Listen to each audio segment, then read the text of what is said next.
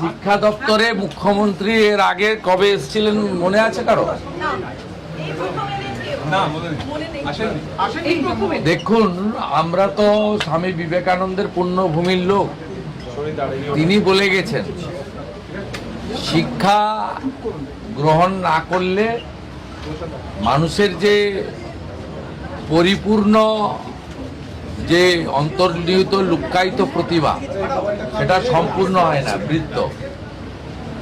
সেই কারণে বাবা সাহেব আম্বেদকর শিক্ষাকে সাংবিধানিক অধিকার, মৌলিক অধিকারের মধ্যে দিয়েছেন এবং কনকারেন্ট লিস্টে এই জন্য আছে যাতে শিক্ষানীতি, শিক্ষা ব্যবস্থায় কেন্দ্র এবং রাজ্যের উভয়ের সমান দায়িত্ব থাকে।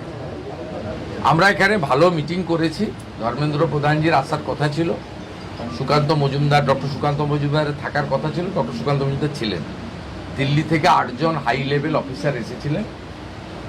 আমরা ন্যাশনাল এডুকেশন পলিসিতে যুক্ত হয়েছি, আমরা PM-শ্রীতে যুক্ত হয়েছি, আমরা ভারত সরকারের বিগত 3 বছরের সরকারি নীতি না মানার ফলে তারা বিগত সরকার অর্থ নেয়নি, ভারত সরকার দিতে চাইলেও দিতে পারেনি।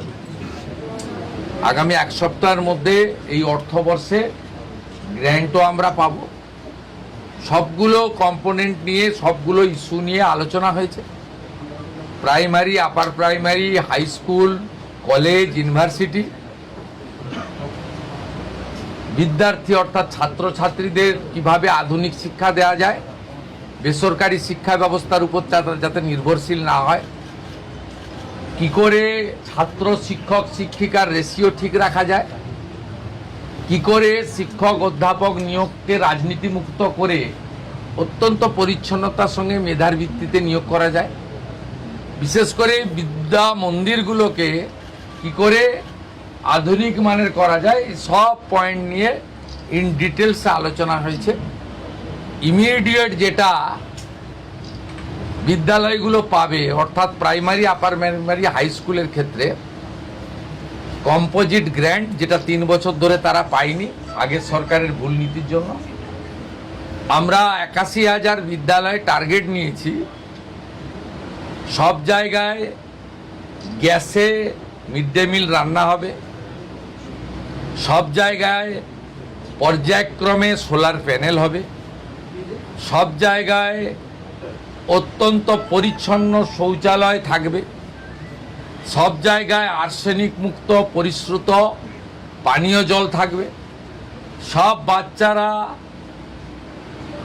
ভালো খাওয়া মানে প্লেটে, থালাতে, ইউটেন্সিলে খাওয়া দাওয়া করবে, পরিচ্ছন্ন একটা হাইজেনিক পরিবেশ তৈরি হবে। এবং রাঢ়বঙ্গ দিয়ে শুরু হচ্ছে, বীরভূম, বর্ধমান, বাঁকুড়া, পুরুলিয়া, ঝাড়গ্রাম থেকে যে বিদ্যালয়গুলোতে এখনো ফ্যান লাগানো হয়নি, গরমে বাচ্চারা কষ্ট পান, সেই ফ্যান লাগানো। আমি সাজেস্ট করেছি বালিকা বিদ্যালয়গুলিতে এবং ছাত্রছাত্রী অর্থাৎ কোয়েড স্কুল কলেজগুলিতে আমাদের ছাত্রীদের, বালিকাদের, কন্যাদের, বোনেদের জন্য sanitary vending machine, napkin machine, সেটা চালু করার ব্যবস্থা, অ্যাকোয়া গার্ড দেওয়ার ব্যবস্থা, একটা সুন্দর পরিবেশ তৈরি করা। এবং আমাদের সরকার সিদ্ধান্ত নিয়েছে বেসরকারি শিক্ষা প্রতিষ্ঠান, বেসরকারি ইউনিভার্সিটি, আমরা যতগুলো NOC দিয়েছি তারা ফাংশন করছে, আগে ইন্সপেকশন হবে, ইন্সপেকশন করার পরে তারা যদি যথাযথভাবে চলে এবং তাদের ফিস যদি নিয়ন্ত্রিত থাকে, সেক্ষেত্রেই তাদেরকে আগামী দিনে ছাড়পত্র বা অনুমোদন দেওয়া হবে। শিক্ষাকে আমরা পণ্য করতে দেব না। আর ন্যাশনাল এডুকেশন পলিসির অন্তর্গত এই শিক্ষাকে আমরা উচ্চমানের শিক্ষায় নিয়ে যাব এবং শিক্ষার যে নতুন আইন আছে তাকেও চেঞ্জ করার জন্য শিক্ষামন্ত্রীকে বলেছি, আমি প্রধান সচিবকে নিয়ে যত তাড়াতাড়ি সম্ভব বিধানসভার আগামী অধিবেশনে বিল আনতে, যাতে গার্ডিয়ানদের মধ্য থেকেই আগামী দিনে বিদ্যালয় পরিচালনার জন্য চেয়ারম্যান অথবা ভাইস চেয়ারম্যান দায়িত্ব গার্ডিয়ানের ভারতবর্ষের সব রাজ্যে আছে, 21টা বিজেপি এনডিএ রুল স্টেটে আছে। এই রাজ্যে এগুলো করেনি। বলতে গেলে অনেক সময় লাগবে। খুব ভালো ডিসকাশন হয়েছে, আর অনেকে সোশ্যাল মিডিয়াতে খুব কবে রিক্রুটমেন্ট কবে কি এসব নিয়ে বলছেন।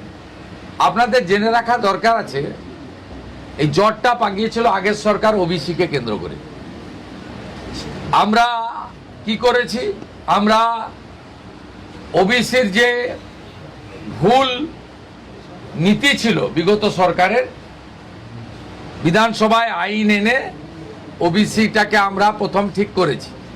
বিধানসভা আইন আনলে হবে না, সুপ্রিম কোর্টে গেছিল বিগত রাজ্য সরকার।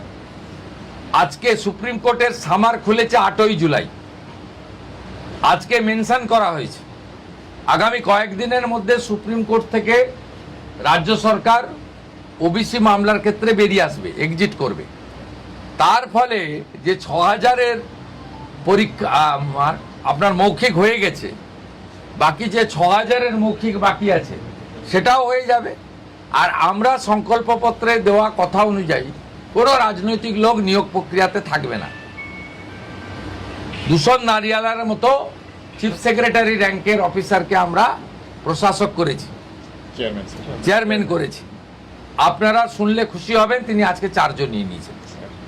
স্বচ্ছতার সঙ্গে, মেধার সঙ্গে SC ST OBC WS PH roster মেনে, রিজার্ভেশন রোস্টার মেনে কাজ করবে। এবং 1 আগস্ট থেকে প্রাথমিক স্তরে 6 টাকা 78-এর বদলে 10 টাকা মিড ডে মিল হচ্ছে।